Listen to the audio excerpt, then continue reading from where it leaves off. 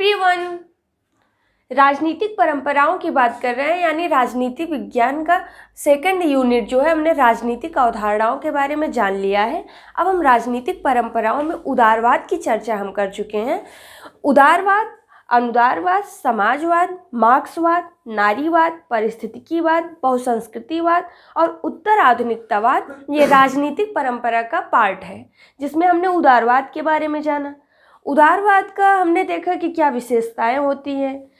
यानी उदारवाद का अर्थ होता है स्वतंत्रता, यानी अर्थात बाह्य प्रतिबंधों से व्यक्ति स्वतंत्रता और अपने विश्वास के अनुसार कार्य करने की स्वतंत्रता होती है, तो वह उदारवाद कहलाता है। उदारवाद में हमने देखा था कि क्या इसकी विशेषताएं होती हैं। हैलोवेल ने किस तरीके से इसकी विशेषता बताई, प्रोफेसर हाबाउस ने इसकी विशेषता बताई। इसके प्रकार में हमने देखा कि एक नकारात्मक उदारवाद होता है, दूसरा सकारात्मक उदारवाद होता है, जबकि समकालीन उदारवाद में हमने स्वेच्छातंत्रवाद और नव उदारवाद की श्रेणी में समकालीन उदारवाद को रखा। अब उदारवाद के आत्मा कहे जाने वाले यानी जॉन लॉक के बारे में हम संक्षेप से जान लेते हैं, और इन्हें उदारवाद की आत्मा क्यों कहा जाता है इसके बारे में हम थोड़ा अध्ययन कर लेते हैं। जॉन लॉक का जो जन्म है, यानी जब जन्म से हम ये जान पाते हैं कि ये किस शताब्दी के थे और उस समय में क्या घटनाएं घटित हुई थी, ये किस तरीके से प्रभावित हुए थे, और क्योंकि विचारधाराएं जो होती हैं वह कहीं ना कहीं समाज से प्रभावित हुई रहती हैं।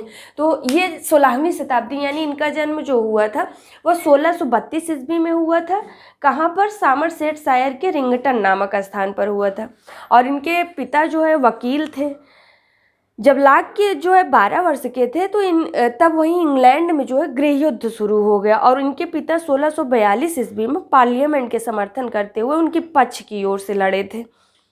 बात करें 1652 में ऑक्सफोर्ड क्राइस्ट चर्च कॉलेज में इन्होंने प्रवेश लिया। 1656 में उन्होंने बीए किया, और 1688 में यानी 58 में इन्होंने एमए की डिग्री प्राप्त की। 1660 ईस्वी में ये डेविड टॉमस में से जो है चिकित्सा शास्त्र का अध्ययन प्रारंभ किए, और वहाँ से इन्होंने ये डॉक्टर बन गए। 1666 में ये लॉक का मुलाकात इनके एक हिवक दल के संस्थापक लॉर्ड एस्ले से हुआ, और लॉर्ड एस्ले जो है इनके निजी चिकित्सक बन गए। एस्ले के फ्रांस जाने से लॉक भी इंग्लैंड से भयभीत होने लगे, क्योंकि उस समय जो है जो गृह युद्ध चल रहा था, तो अतः वह भी भागकर हॉलैंड चले गए।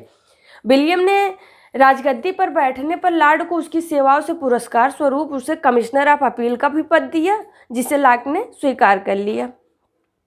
1700 ईस्वी में स्वास्थ्य की दुर्बलता के कारण उनकी सरकारी पद त्याग दिया, और 1704 में 72 वर्ष की अवस्था में इनकी मृत्यु हो गई। अब इनके 2 रचनाएं जो बहुत ही फेमस है, इन्होंने शासन पर 2 निबंध लिखे। टू ट्रेटिसेस ऑन गवर्नमेंट जो लॉक की बहुत ही महत्वपूर्ण रचना है। वस्तुतः लॉक का जो ये ग्रंथ है वो निरंकुशता पर प्रहार करता है, तभी हम उदारवाद को इन्हें इसलिए उदारवाद की आत्मा कहा जाता है। इनकी हम रचनाओं में जब इनके हम मानव संबंधी विचार देखते हैं, अभी हमने इनके ऊपर केवल संक्षेप में बात की है, जब हम इनके बारे में विस्तृत अध्ययन करेंगे तो देखेंगे इन्होंने मानव संबंधी क्या विचार दिए हैं, इनकी प्राकृतिक अवस्था संबंधी क्या विचार है। इन्हें समझौतावादी विचारक भी कहा जाता है 17वीं सदी का। तो किस तरीके से इन्होंने समझौतावादी विचार दिया जो उस समय में जो बहुत ही सर्वमान्य रहा, जबकि इनके राज्य संबंधी विचार क्या हैं और जो इनका व्यक्तिवाद है यानी प्राकृतिक कानून संबंधी इनकी क्या विचारधाराएं हैं, इसके बारे में भी हम विस्तार से जानेंगे। अब जब उदारवाद की इन्हें आत्मा कहा जाता है, यानी ये समझौतावादी विचारक के रूप में जाने ही जाते हैं, यानी इनका जो विचार है जॉन लॉक की विचारधारा में हम उदारवाद के इनके 2 रूप देख सकते हैं, एक पुरातन उदारवाद, दूसरा नवीन उदारवाद। पुरातन उदारवाद और नवीन उदारवाद के समर्थकों में निस्संदेह लॉक सबसे अधिक महत्वपूर्ण है, और इसीलिए इन्हें उदारवाद की आत्मा भी कहा जाता है, क्योंकि उन्होंने अपने दर्शन में स्वातंत्र्य को शासन में के सर्वोच्च लक्ष्य का स्थान प्राप्त किया है। यानी शासन को व्यक्ति स्वातंत्र की प्राप्ति का एक महत्वपूर्ण साधन मानते हुए लॉक इस बात को कहते हैं कि जो शासकीय शक्ति की मर्यादाएं निर्धारित की जानी चाहिए, ताकि इस शक्ति का प्रयोग मानवीय स्वतंत्रता के विरुद्ध न हो सके। यानी उसके उनके द्वारा जो लाक के द्वारा जो सामाजिक समझौता सिद्धांत दिया गया, उसमें यह बताया गया कि जो सामाजिक समझौता सिद्धांत है वो संपूर्ण व्यूह रचना यानी मानवीय स्वतंत्रता के लक्ष्य को केंद्रित करके की गई है। प्रोफेसर डनिंग के शब्द में देख सकते हैं कि इन्होंने किस तरीके से इनको डिफाइन करने की कोशिश की। हाब्स और हेडरडार्फ के द्वारा सामाजिक समझौते के आधार पर राजनीतिक संघ के निर्माण की पद्धति यानी शासकीय सत्ता की असीमितता का प्रतिपादन करने के लिए अपनाई गई, लेकिन लाक की इस पद्धति के आधार पर शासकीय सत्ता को सीमित करने का प्रयत्नशील किया जा रहा है। लाक की धारणा यह थी कि प्राकृतिक अवस्था में व्यक्ति को कुछ अधिकार प्राप्त थे और राजनीतिक समाज की स्थापना के बाद उनसे ये अधिकार पूर्णतः सुरक्षित रहे। प्रोफेसर डनिंग यह भी कहते हैं कि व्यक्ति के प्राकृतिक अधिकार जो है संप्रभु समाज के अधिकारों को ठीक वैसे ही सीमित करते हैं जिस प्रकार प्राकृतिक अवस्था में ये अधिकार अन्य व्यक्तियों के अधिकारों को सीमित करते हैं।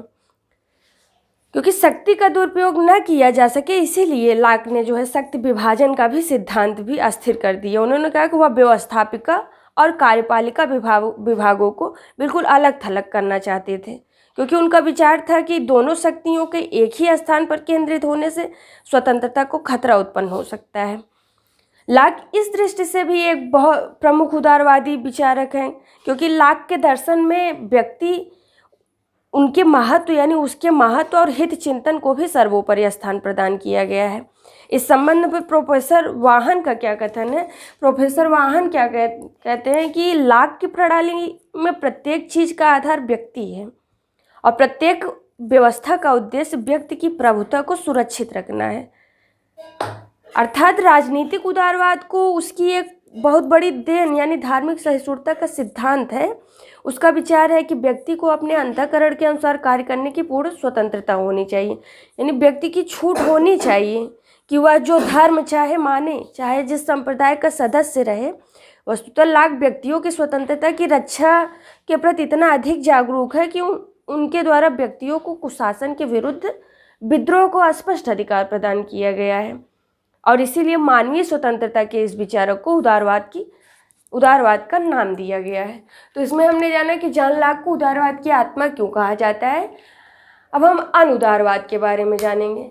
Thank you.